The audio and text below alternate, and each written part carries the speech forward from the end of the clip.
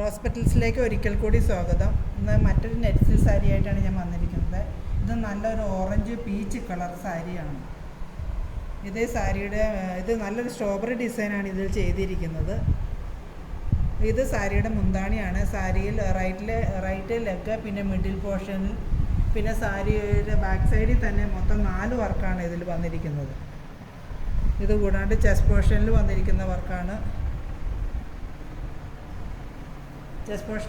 വർക്കാണിത്. അടുപ്പിച്ച് 3 വർക്ക് വന്നേക്കുന്നതുകൊണ്ട് നല്ല ഒരു എടുത്ത വർക്കാണ് ഇത് വന്നിരിക്കുന്നത്.